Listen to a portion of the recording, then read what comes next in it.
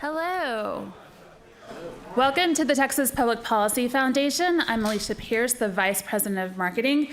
I want to say a special hello to all of the people who are watching us on live stream. So that's something we're proud to do almost all the time, but especially today. Glad to have you here with us virtually, though it's a nearly packed house here. So thanks for coming out.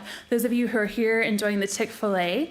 And so today is a really exciting day for the foundation because it is the culmination of a project that Ellen came to us about 6 months ago to share about this idea that she had. And Ellen, I don't know what you expected our reaction to be, but our reaction was overwhelmingly positive.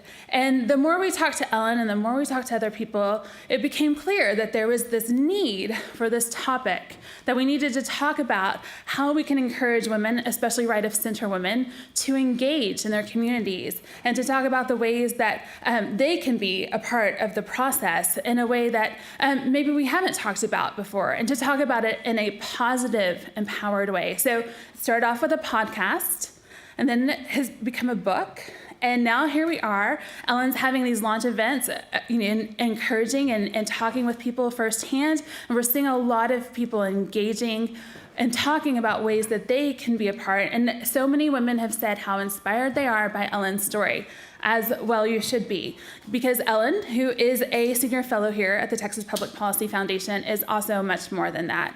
She is a businesswoman who has a real estate business here in Austin, so she's very in touch with the local issues that matter.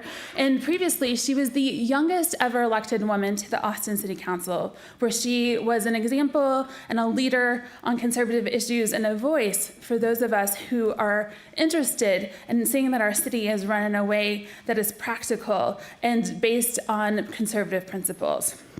So she is someone who I am proud to call a friend and has attacked this project with Step Up with all the ferocity that you would expect, and we've already seen so much come out of this and looking forward to more projects coming our way that we can help promote and share. Joining Ellen on stage is not Chip Roy.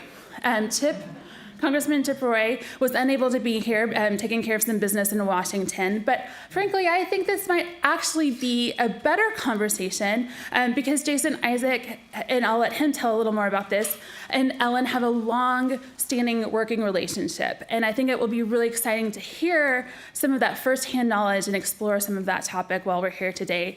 Jason, of course, is a friend here at the Texas Public Policy Foundation, where he is the senior manager and distinguished fellow of our Life Powered project. And he, of course, is a former state rep elected 4 times and actually employed Ellen at one point. So we're going to let them kind of talk a little bit about the book, about some of the experiences they've had, and about the ways that men can be a part of helping women step up in public policy. Please welcome Jason Isaac and Ellen Troxclair. This is so cool. I know, this is really fun. This is awesome. This worked out really well. Of course, I'm sorry that Congressman Roy can't be here, but you are a great fill-in. Well, thank you so much. It's interesting. This is, he and I have a history as well. He's created a lot of opportunities for me, once by beating me in a congressional campaign, and so I'm glad he did because God had different plans. But to do that, he had to leave here, which created an opening for me to come work here. There you go. Thank you, Congressman. I appreciate it very much. Love you and your family, and thank you for your service. This is really cool. I remember you calling me and telling me that you're going to start a podcast and you're going to write a book. And it wasn't the first conversation where you said you were going to do something that I thought was kind of out there and was crazy and was thinking that it would take several years. But here we are, and there's actually a book that you've written. So tell us, why did you write the book? Well, it's been a labor of love for the past year. People have asked me how long did it take you to write it, and I think I started working on it in March of last year. After I came off of my 4-year term on the city council, I was so grateful for that opportunity. It was such important and rewarding work, but of course, serving as the only conservative on a very liberal council was also incredibly draining and challenging. And to be honest, I was burnt out. I mean, I made the very difficult decision not to run again and to put my time and efforts into other things and in policy and politics. And I took 2 months to reflect, and then I realized, well, what can I do to make sure that the next person, the next woman, hopefully in my shoes, has an easier path? And what is it about? Why do we have kind of a lack of conservative women being portrayed, and not just in elected office, but also in the media? Why is it that I'm in a position where I'm supposed to be a leader for the movement, and yet I still feel incredibly alone? Why is that? And so I started doing research and was truly shocked by the statistics that I found and the I guess kind of gender gap, if you will, in elected office. There are 11,000 people who have served in Congress, and only 358 have ever been women. So less than 0.5%. That extends even further. There are 5 states who have never been represented by a woman in the U.S. House. There are 21 states, almost half of our country, has never elected a woman to the U.S. Senate. There are 23 states that have never elected a female governor, and in 7 states, less than 20% of their legislature is women. And of course, it's even more drastic for Republican women. Democrat women outnumber Republican women 5-1 in Congress, and those numbers are similar at the state level, and I would venture to guess the local level as well. So I really set out to find out, why is that? And what can we do to change it? And the book, the answer was ultimately poured into the pages of this book, which is not just inspiration and motivation for women to get involved, but also a how-to guide of here's exactly how to do it. So one of the things that you mentioned in the book is in the first 2 chapters, you talk about a confidence gap. And when I read it, and I read it repeatedly, I went back and I was like, oh, wow. People would probably get offended if I made the comment that there's a confidence gap that women have, but you make the comment, have you heard any feedback from people, negative feedback to saying that there's not a gap there, or is there any numbers or research that backs up your claim about this confidence gap that you make in the book? Yeah, it's so funny. Well, and this is why it's so important that I think that we have this conversation with both men and women in the room, because it's something that impacts us all, and I feel like we're all on the same team. It's not this adversarial position that sometimes the left makes that out to be. But yeah, this confidence gap is something that I feel like I experienced firsthand, and come to find out, yes, in repeated scientific studies, it has been proven that despite their performance, women tend to be less confident about their abilities in whatever area that might be. For example, Hewlett-Packard did a study about why they were not succeeding in getting more women involved in their management positions. And they looked at their applications and found that when men apply for a job, they usually meet about 60% of the criteria before they apply. Women want to meet 100% of the job listing criteria before applying for a job. And that's a self-fulfilling prophecy, because then, of course, the pool of applicants is more men than women.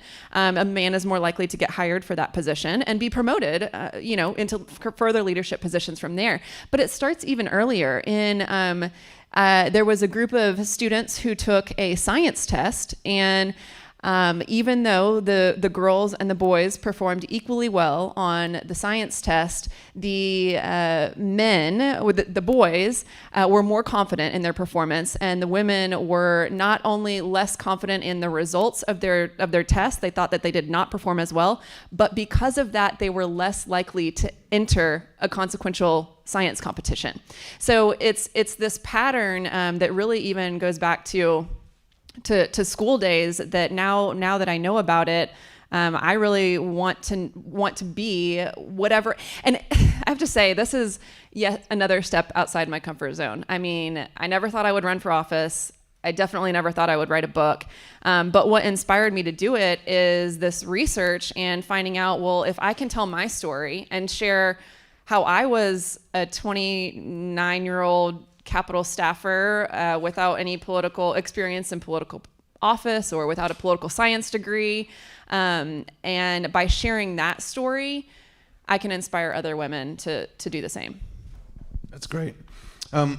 You talk a little bit about the subject matter. They look at the book and they think it's only for women. I was really engrossed in it when I was reading it and looking through each chapter.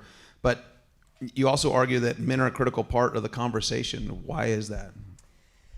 Well, I think that you're living proof of that. When I was working in your office as a chief of staff, I was perfectly content in that position. And it really wasn't until I interviewed the other candidates in the race for the Austin City Council position that I realized, oh my gosh, there is nobody in this race that I can support, and who is going to step up and take on this responsibility. But if it wasn't for Jason's continued encouragement in me and through the 4 years that I worked with him, like constantly building me up, constantly encouraging me to, go on to do bigger and better things, and your wholehearted support when I decided to run for office, I would not have been able to do that. I wouldn't have been able to run a campaign if I had to quit my job. I mean, I was, like I said, a poor Capitol staffer. I couldn't go without that income for 6 months. And so the flexibility to allow me to do both was just incredibly valuable. And then of course, my husband, who is in the audience, has been a cheerleader every step of the way. And he was, not only, when I first told him I was going to run for office, he was like, what? Are you sure? You never wanted to do this before. Are you sure? But when I said, yes, I'm sure, he, of course, was behind me 100%. And, he was practical support when I had late night council meetings that went into 2 a.m. We have 3 kids now. Somebody had to be home watching the kids. He was emotional support. And during those ridiculous council fights that I often found myself in, which, by the way, there's some interesting behind the scenes stories in the book. So I feel like and of course my dad, my dad raised me to with a heart for public service and really instilled in me the importance of giving back to your community. So I feel like I am where I am today in part because of the amazing men who supported me along my journey. And I was at a lunch with an influential Congresswoman, Kathy McMorris Rogers, and it was a small gathering with some donors and some high-profile people, half men, half women. But the conversation, we were supposed to be talking about what was going on in Washington and policy and things like that. And the conversation, for one reason or another, turned to kind of these women saying, well, how do we feel, how can we step outside our comfort zones? How can we make a difference? And we laughed, leaving that conversation saying, oh my gosh, the men in that room, that was probably the first time that they've been involved in a conversation like that, and how funny. And we laughed at it at first, but actually I was so grateful upon reflection because I thought, well, yeah, they haven't been involved in a conversation like that, and they should know what we're thinking and feeling, because they, if we're, the thing that unites all of us in this room is that we likely all care about the future of our country. We care about the future of our kids. We care about limited government. We care about low taxes. We care about conservative values. And we are all in the same boat of needing to make sure that we have the right spokespeople and the right role models to get that message across and to instill those values in the next generation. And if we do not get to a place where our elected officials are more reflective of our community, we're going to continue to lose the messaging battle. So that you alluded to, at the very beginning, I talked about a couple of phone calls that we've had, and I remember this one. It was a text message first that, hey, can we get together and can we meet? And this was 2013 or 14. And I said, as soon as I called you, I was like, hey, what's up? And you're like, well, I think we need to have this conversation face to face. And I said, oh no. And so we scheduled to get together at the Starbucks at the Y in Oak Hill the next day. And the thoughts that are going through my mind is, and I tried to really instill a sense of worth to the team that we worked with. And it was always a team. It's always we. It's always us. I hired Ellen as my chief of staff, but I really hired her to train me. And she did a fantastic job, I think, of training me and teaching me to stick to focus on a couple of important issues so that you become the subject matter expert on those. I focused on energy and environment. Guess what I'm working on at the Texas Public Policy Foundation now?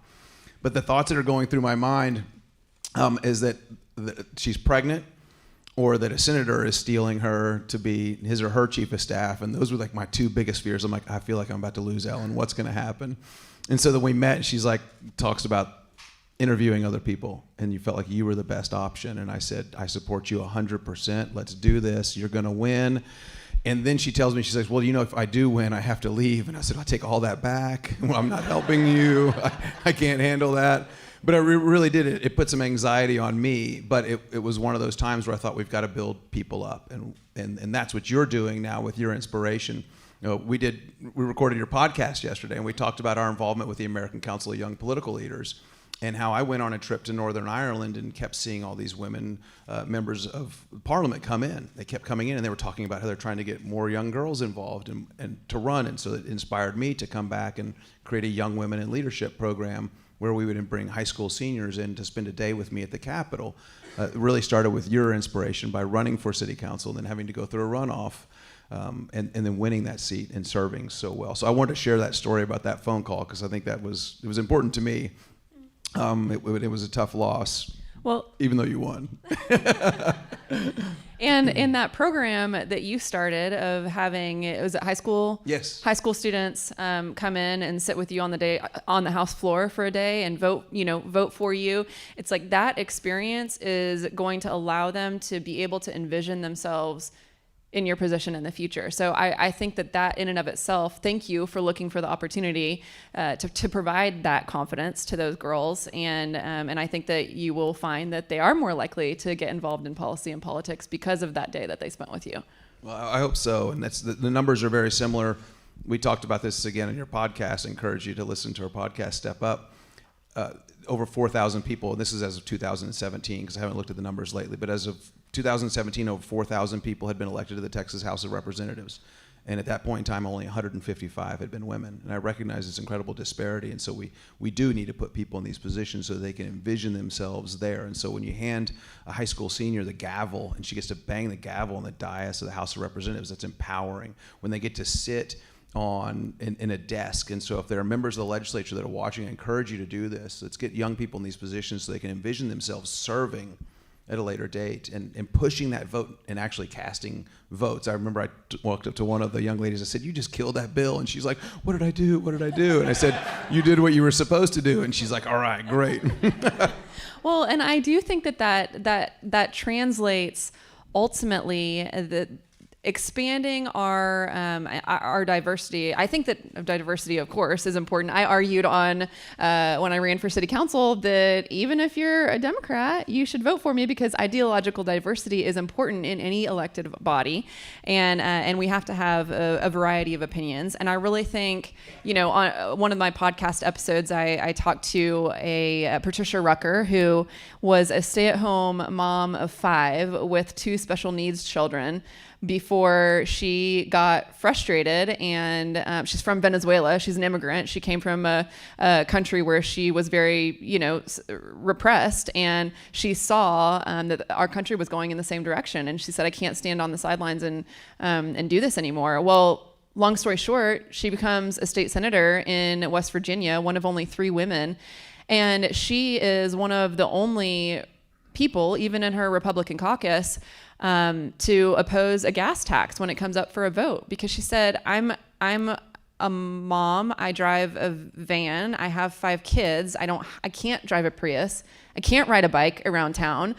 This is my only mode of transportation, and gas is really expensive. And even though it's only 3 cents more a gallon or whatever it is, it matters to me. And so it's those kinds of perspectives that are being left out of the conversation if conservative women aren't involved. And, I don't need to remind the people in this room about the platform that Wendy Davis had when the women's healthcare, women's reproductive debate was going on. And it gives, I think that it gives the left 2 easy wins when we're trying to talk about things like women's rights, women's healthcare, and we don't have the right spokesperson talking about that. So again, kind of circling it back to why it matters to all of us, those issues matter to you too, right, Jason? Absolutely. So you're talking about, we're not getting into gender identity, but it's more about the messenger.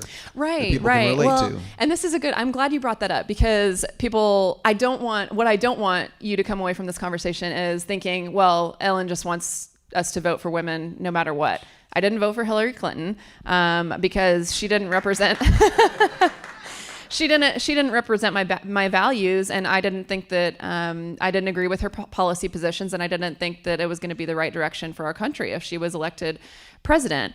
However, so what I'm talking about are decisions that are made way before you get to the ballot box, because the issue is we have women who are sitting on the sidelines because they feel like they're underqualified to be involved. So the more inspired women can be to join the organization, to volunteer for the candidate, to set up a meeting with their city council member and their state representative, and yes, eventually run for office, then that gives us the choice, right? Then we, because to say that you should vote for a woman just because she's a woman implies that women are less qualified, that women can't compete equally with men, and that couldn't, of course, be further from the truth. So it's not blindly choose women over men no matter what. It's look for the women in your life who are inspiring, amazing, motivating, and know that they might need some extra encouragement to kind of get off the sidelines and get onto the playing field.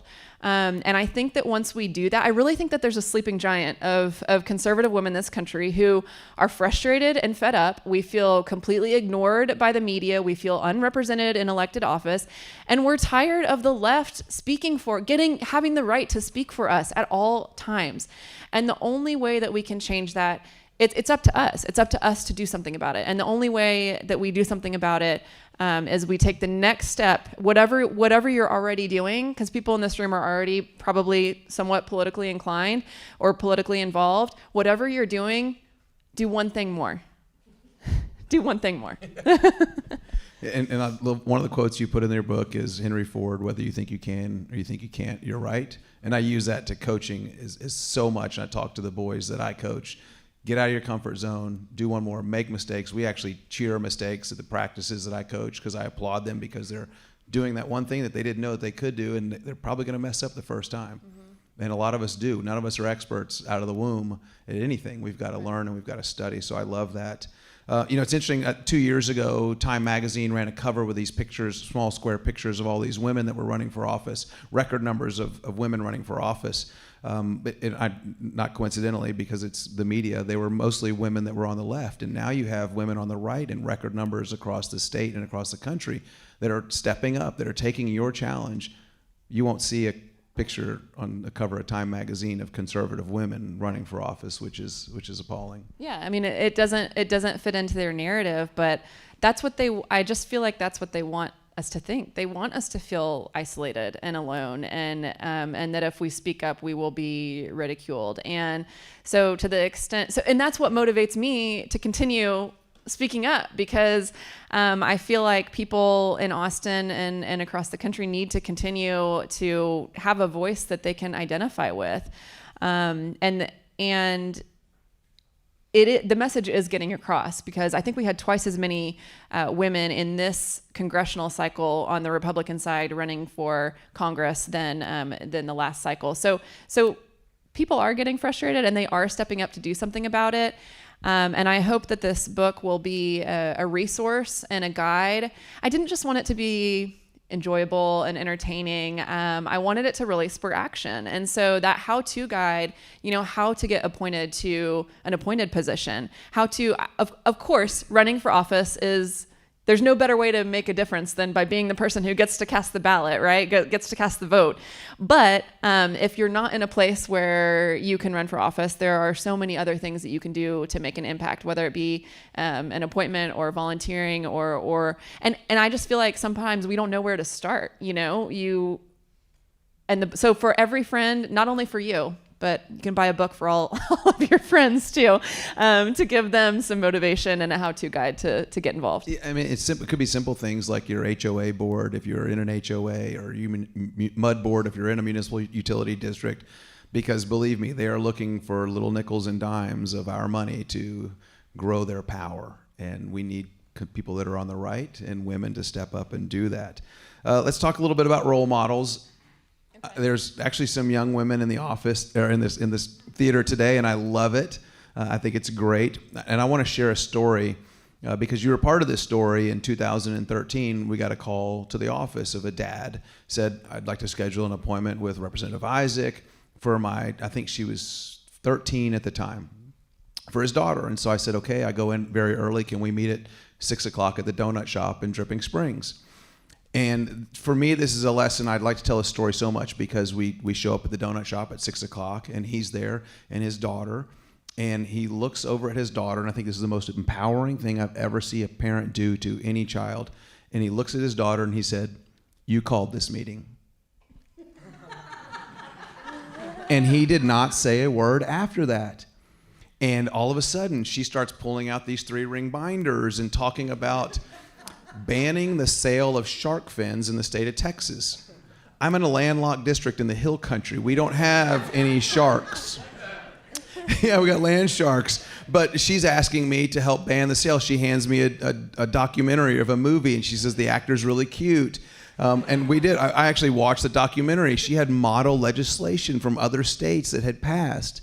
And so I made a commitment to her right then and there, which I don't think I ever did, because Ellen probably would never let me do this. If you ever do this, I'm gone. But I tried not to make quick commitments. But this one, she had done her homework, and I was so impressed. And I kept reminding her that she was my boss. And I said, if someone else hasn't filed this legislation, I will. If someone else has, I will work with them. And it turns out someone that actually represents part of the coast had filed the bill, and I became a joint author. And then she actually showed up and testified. And I thought it was very empowering. The bill surprisingly passed the House in 2013, but died in the Senate. So she shows back up in 2015 and was persistent, testified again. I was a joint author again. It passed the House. This time it passed the Senate, and the governor signed it. And because of this then 13-year-old girl who was very empowered, now the sale of shark fins in the state of Texas is illegal because of a young girl. And I love to tell that story, and her empowering father, "You called this meeting." And let her lead it. I mean, that's just another perfect example of why it's so important that we have men in this room. And I'm just kudos to all the guys who showed up, because, to a book talk about a book called Step Up, How to Advocate Like a Woman. But without that meeting was with the 13-year-old girl and then 2 men. So without you guys, she wouldn't have had the experience that she had. So it's, I think it's a great example. Yes, absolutely. And so let's talk again more about role models. You've got 2 young girls. The importance of, and we talked a little bit about this in the podcast that we recorded, talking about cheerleaders. So how can men and women encourage people and be more cheerleaders? I have 2 young girls now, and of course it was city council again. The hours were just so grueling, and I was the only council member that also had another job in the real world outside of the city hall bubble, and that was a sacrifice for my family, but I had to continually remind myself that they were going to be proud of me when they were old enough to understand what I was off doing, and that I was setting an example that they could look up to. But I really think that going back to the confidence gap issue, it's really recognizing that the people around you, the women around you in particular, they want to hear your support and encouragement. I mean, we live in an increasingly kind of isolated and tribalistic world, and there's still times all the time that I feel like, well, am I doing the right thing? Like, I'm going to write this book. Is anybody going to read it? Does anybody care? Am I going to say something wrong? Am I going to do something wrong? And so having the support and encouragement from people around me is what really helps to keep me going. And it's so simple. Like, it can just be as easy as one little text or one little comment or one, social media share. Like Katie, I know you came to an event that I had last week, and I asked women to not only buy the book, but share it on social media. And she did yesterday, shared it on social media. And I was so excited that, oh my gosh, Katie is reading the book. She really likes it. Okay. Oh my gosh, that makes all this work worth it, to know that one person got the message. That's awesome. And so that's such a good message. That would be a great thing for us to walk out of here today and just send a message of encouragement to somebody to help them build them up. Because I always quote Thessalonians, therefore encourage one another and build each other up. And so if we do that, so I love the positive attitude, the mentality. That's great. And so please walk away with that message. Text someone today and give them a word of encouragement. One of the things I love about the book is, especially because my ADD, and so I would like things for talking points or little bullet items. And like that's how I was with my talking points on the House floor. It's like, don't give me a 12-page research paper. Give me 4 things from it to talk about. And I would, and like, again, you train me well. But there's calls to action in the back of the book. Every chapter has this calls to action. So I kind of pivot back to the men in the room. What should their call to action be? Buy the book. Read the Absolutely. book. I highly agree. It's really good. It's Good. really good. Oh, I'm so glad to. I'm usually an audible person, but I actually sat down and was reading this book, and it was my wife's copy, and I'm wanting to get the highlighter out and start sticking things in it. So I'm going to buy one today so I don't mark up my wife's. Yeah, you can buy a book for yourself, buy one for your wife, and whoever else you think might need a little bit of extra encouragement, I guess is what I can say. And also, sometimes I found myself last week talking about the book and thinking about what I wanted to say. I talk about, just think about all of the inspiring, amazing women who you know. And I wondered if sometimes when I say that in people's minds, they think of women who are already in leadership positions. And I think it was a good reminder for me to think about, I was just a Capitol staffer. I mean, I know people know me today as Ellen Troxclair, conservative fighter and city councilwoman and all of these other things, but I was a Capitol staffer, and I don't know that I was necessarily unique or remarkable or inspiring. Like, I don't know if I had been sitting in this audience that I would have thought, oh, well, I'm the amazing, inspiring person that she's talking about.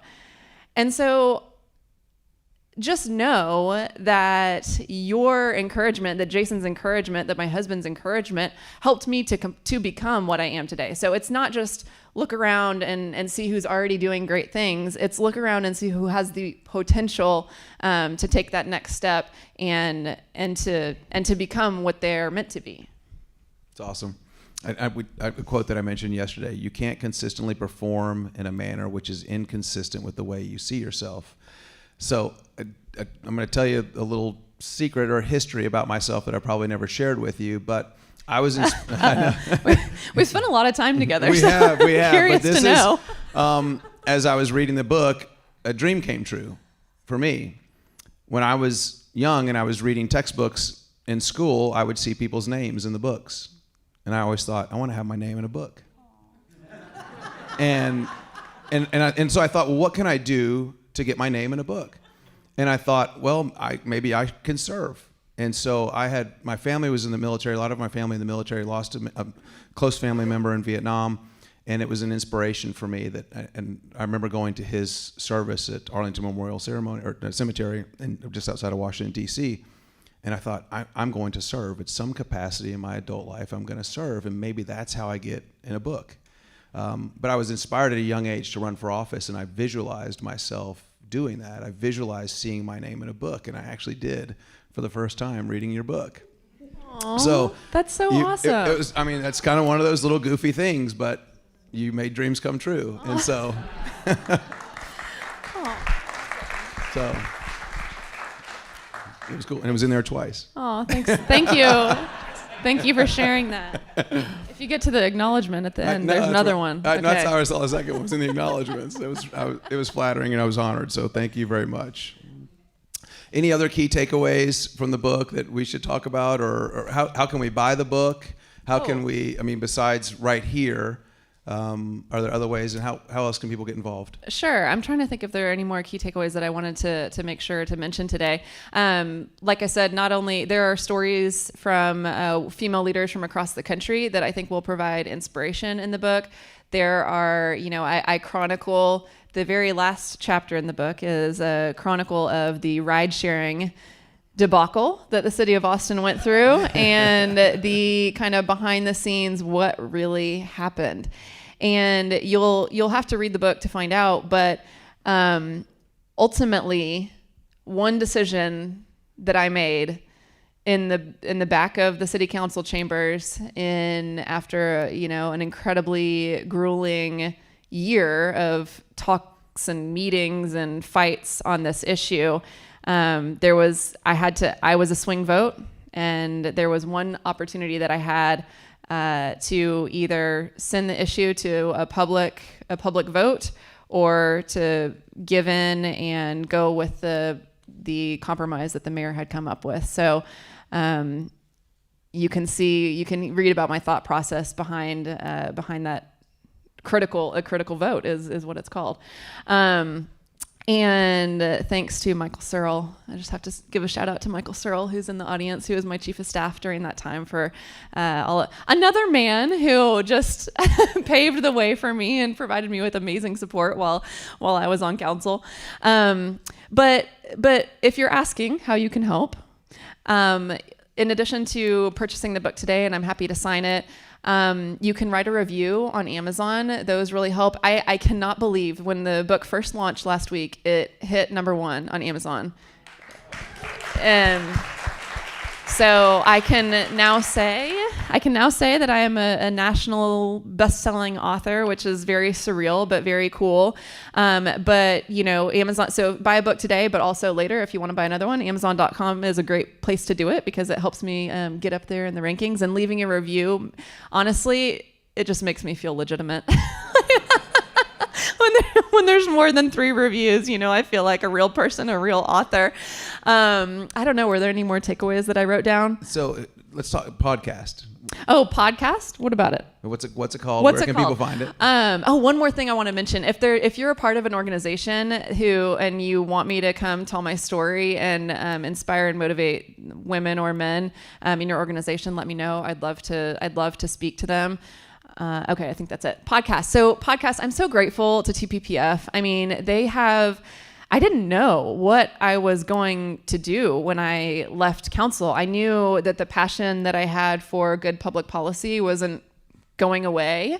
And I was excited to have more time to spend on my business and with my family, but I didn't know what the next step was going to be for me. And TPPF, pretty soon after my announcement, called and said, well, will you join us as a senior fellow? And it's given me an amazing platform to continue to advocate for lower property taxes, helping them pass statewide legislation that's going to be incredibly impactful for everybody in the state. I mean, it's so cool that I started out as a frustrated young homeowner who couldn't pay her property taxes, advocated and passed a homestead exemption at the city level, and now has been able to have a part in lowering property taxes for people across the state of Texas. I mean, I'm just so blown away. And TPPF really, when I came to them and said, something needs to be done about providing conservative women with more support, they absolutely stepped up and gave me a platform to record the podcast and interview amazing leaders from across this country and give them, it's not even, we don't even really talk about policy. We really talk about the personal aspect of how they became first involved and why and what barriers they overcame and common strategies for success. So please tune in to the podcast. The book is kind of an expansion of the topics that we hit on there. If you know a good guest for the podcast, let me know. I'd love to chat with them. And am I leaving anything else out? The organizations you're available to speak. You'd like to speak with organizations. I think that's great. We need to do that. If you're involved with any groups, if you're not involved with any groups, one that I'd like to plug, that's the Texas Public Policy Foundation started. It's called our LLC, our Liberty Leadership Council. It's for young professionals. I just aged out, unfortunately, by about a decade, but between 25 and 40, I saw some email that, anyways, between 25 and 40, there's chapters in Austin, Dallas, Houston, Fort Worth, Midland, and I'm probably missing some as San Antonio. Thank you, San Antonio. But those are great opportunities, so I'd encourage you to get involved with our Liberty Leadership Council, and I'm sure Ellen will be speaking at one very soon. Be happy to. I'll end before we move to question and answers. There's one quote in the book about your dad's motto, and I want to read it because it says, your dad's motto is grow tirelessly, share endlessly, love unconditionally. and serve selfishly. And to me, that is Ellen Troxclair. So thank you so much.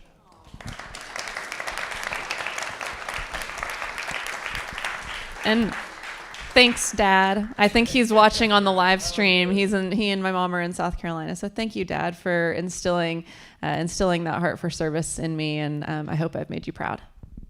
Absolutely. Now we'll open it up for Q&As. We got the question and answers. We got Clint back here with the mic. So please use the microphone when asking so that they can hear over the live feed. Thank you very much. Meg Wilson. Research that's been done on girls in science and math show that they want to be perfect. Mm-hmm. And unless they're perfect, they're not good enough. Right. So to a girl, they have to have the A. Boys, hey, I got a B. That's a message. How do you get that message through to women that we don't have to go 3 miles further than anybody else to do what everybody else does? I mean, that's part of it, but in a sense, we're saying step down to step up to them. Right. Yeah, I see what you're saying there. And I mean, it's something that I'm spending a lot of time thinking about too I have a almost 2-year-old girl and a 3.5-year-old girl. And I want to do everything that I can from the very beginning to let them know that they're wonderful just the way they are. And I think that that's a common trait among probably women in this room. I know it is for me, that you think you want to have all the facts. You want to be overly qualified. You want to know exactly what the answer is before and I don't know if that is part biological and part, socially instilled or not. Because it does seem to be a trait that women share kind of across socioeconomic spectrums. So I wish I knew the answer, but I think that understanding, this is it's crazy to me to think that I was so unaware of this until I was doing research for this book. And so that's why I think it's so important to kind of talk about it and get the message out there, because knowing is half the battle and all of that, because men are less risk averse, they are taking that next step. They are taking those risks, and it is propelling them, rightly so, to success. But we need to make sure that women are not afraid to fail. And one tiny little thing that we've tried to institute, but we will continue to as they get older. They haven't quite caught on yet. They mostly want to talk about if they're getting a special treat after dinner. But at our dinner table, we talk about our success from the day and a failure from the day. And I think that that's important, because you want them, if you're not failing at anything, then you're not trying anything, right? You're not trying anything new. So I hope that over time, over the years, that having us talk about our failures and seeing that we're proud of them for the risks that they're taking and for the failures that they do have, and also not being afraid for me to share my failures and for Caleb to share his failures. I think that that's one little thing that we're doing in our household to try to overcome that. I love it that you talk about the failures, because that's so important. And it's, while we're getting to the next question, I would quote Zig Ziglar a lot, and Ellen knows that I would love to do this at the house. If there was a tour going on from any of the schools from the district that I served, I was there. I didn't care if we were in session or not, but I wanted to greet those children. And I wanted to talk to them, and one of the questions I would ask them, and I would kind of pause, but I would quote Zig Ziglar. I'd say, anything worth doing is worth doing. And then I would let them answer the questions. And you'd have kids that would say, perfect, right, well. And I say, well, no, anything worth doing is worth doing poorly. And they'd look at me very confused, because if it's truly worth doing it and it's something you've never done before, you're probably going to do it poorly the first time. And so you get better. And I would see the kids kind of do this when I would talk to them, especially when I told young girls that they were my boss. It empowered them, and their confidence, their chest, their shoulders would roll back, their head would get up, and they felt more confident about themselves. So I love that you talk about failures, because we need to celebrate. Mm-hmm. Quite honestly, again, if it's worth doing mm-hmm. poorly. Let's celebrate it until we get better. And a lot of the stories that I share in the book are from women who lost their first race and won their second race or their third race. And so, if at first you don't succeed, try again. Yes. Don't you think it's time for conservative and libertarian women to rebut the Me Too movement? Let me explain quickly. I honestly think the Me Too movement is doing enormous damage to male-female relations and also just the whole concept of, female empowerment, female equality. What older man would want to sponsor or mentor a young woman when, he knows that a stray comment, a comment about a woman's attractiveness will get him charged for sexual harassment. I live in West Campus where almost everybody's under 35 years of age, and when I talk to young women, I'm almost shocked that their definition of sexual harassment is just what I stated. A man at work who told them they were attractive or they looked really nice that day, and this is having a real impact. And I'm kind of surprised that in the 2.5 years that the Me Too movement has been around, that the women in all these men's lives, like even Justice Kavanaugh, who would have gone down had the Republicans not controlled the Senate.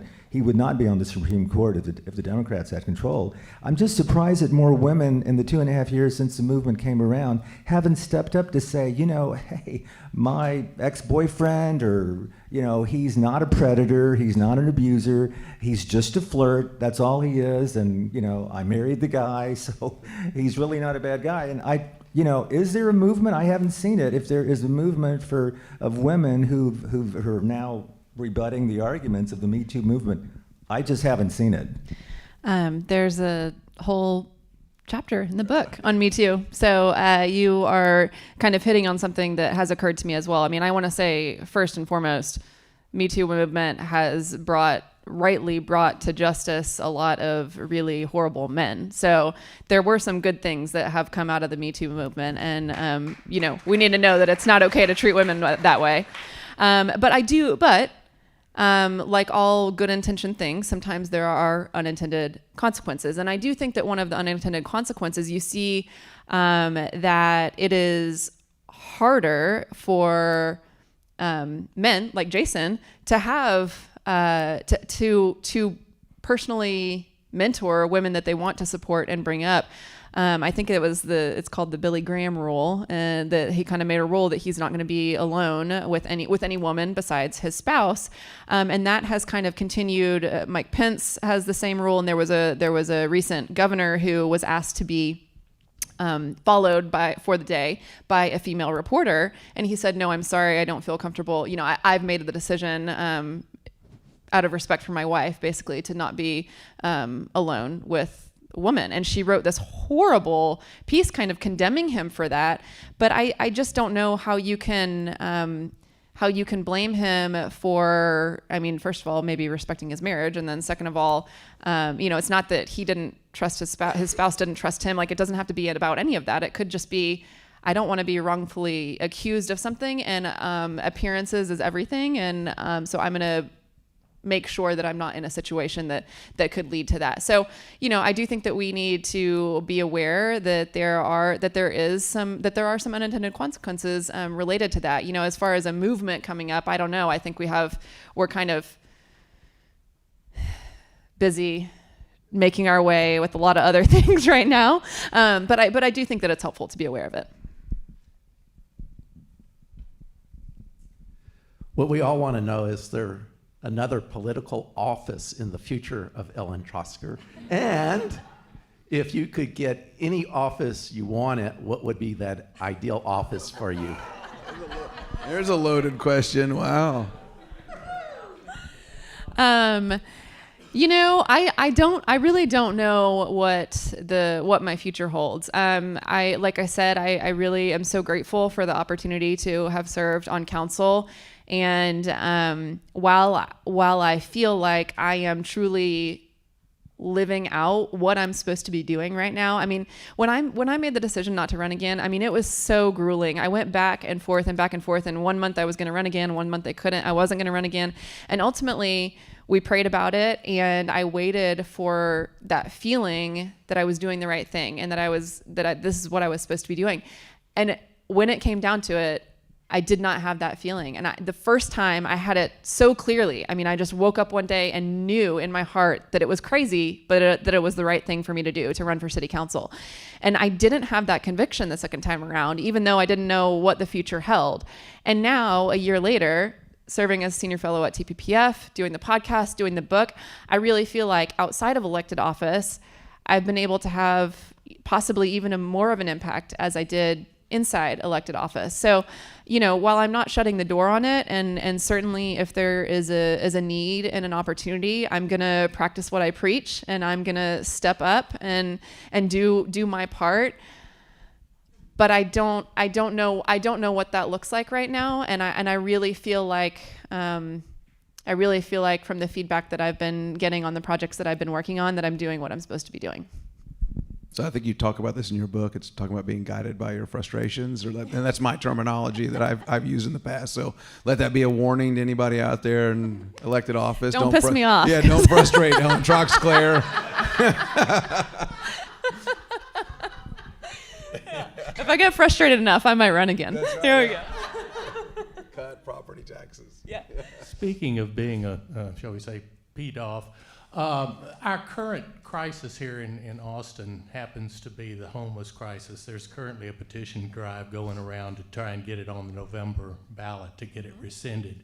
What kind of comments do you have on that, and are you in the process of trying to influence that particular petition drive?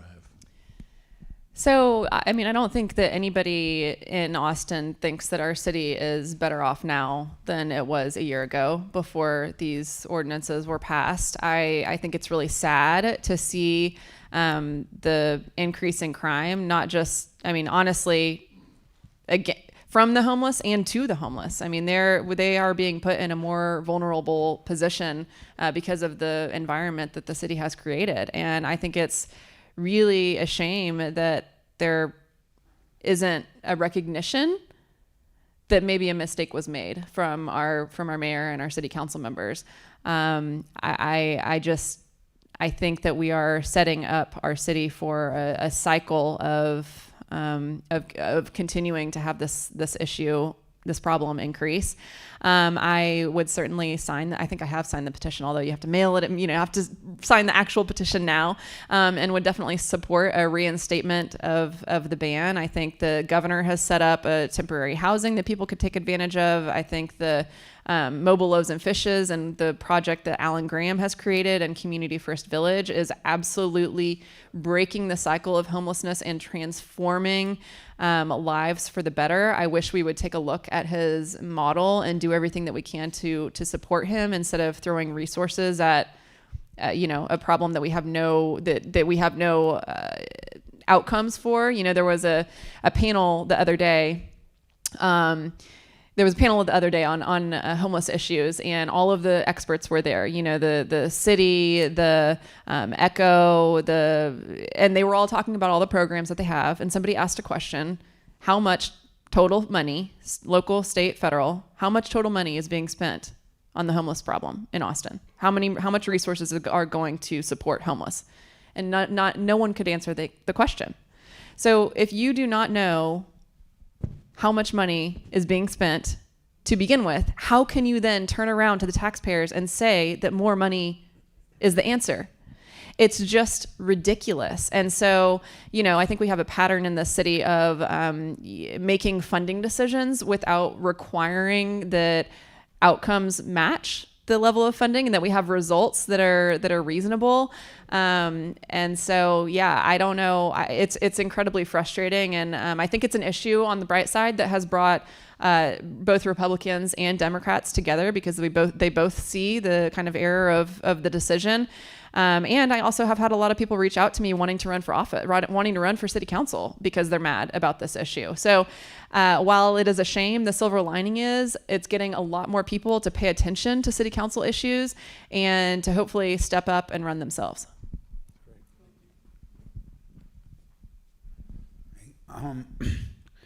About right around the time you left council, I sort of half jokingly, half seriously was saying that I wish that we could just clone you 25 times.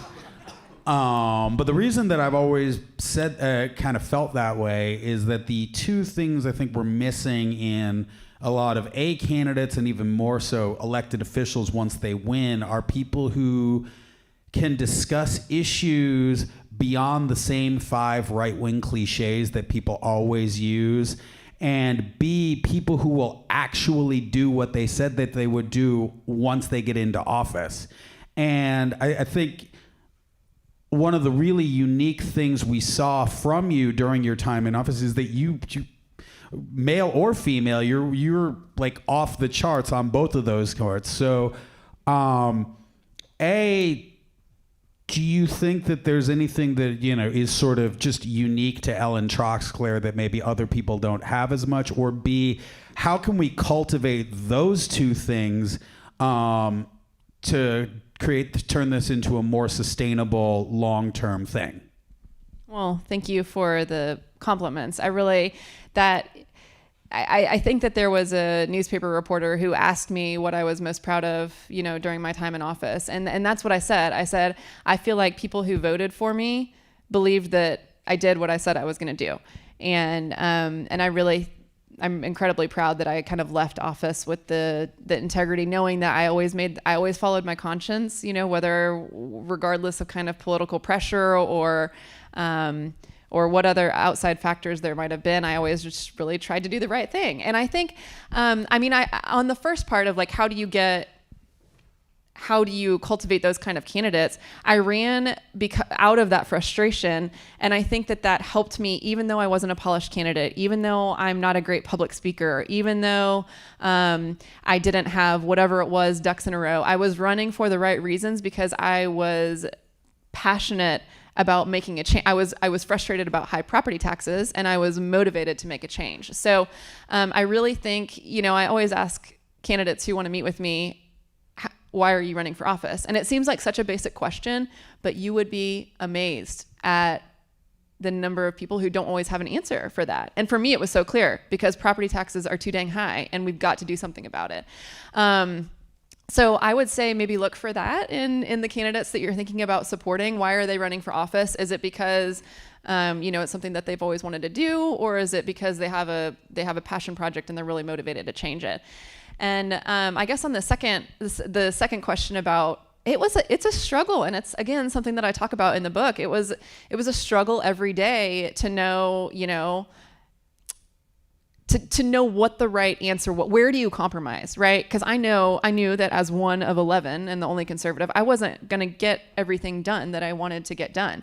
I knew that I was going to be in a minority position where I was going to have to compromise, and I was going to have to work with my colleagues. And so, I wanted a 20% homestead exemption. I got 6% and then 2%. And then I was on maternity leave, and then another 2%. So I got up to 10, was that better than nothing? Of course it was. But that there were other times where policies that I had proposed got watered down so much that they were no longer worth my support. And that is, I think that was one of the most surprising the surprising challenges about actually serving in office, as being the one that actually has to make those decisions and know where your barometer falls. And I'm just grateful to know that fell in the right place. And I think a big part of that, to be honest, is having great staff and having like people outside the bubble to talk to, because City Hall, it is filled with interest groups. It is filled with the same squeaky wheels who can come to city council meetings and sit there all day. And like, you don't hear from the actual people who you're representing. So constantly being reminded that you represent the people at the grocery store, you represent the moms taking their kids to school and soccer practice, and everybody who is not inside that room, that really helped me stay grounded. Great advice from my staff helped me stay grounded, and then great feedback from my husband. And from my supporters, people who supported me during the campaign. It's not like I got new friends once I got in office. It's the people who, supported me from the beginning, that their opinion always meant more to me than anybody else. All right. One more question, Jason. Oh, we do? Okay, great. All right. No, wait. She should probably come up here and ask the question. You come up here and sit down in my chair and ask the question?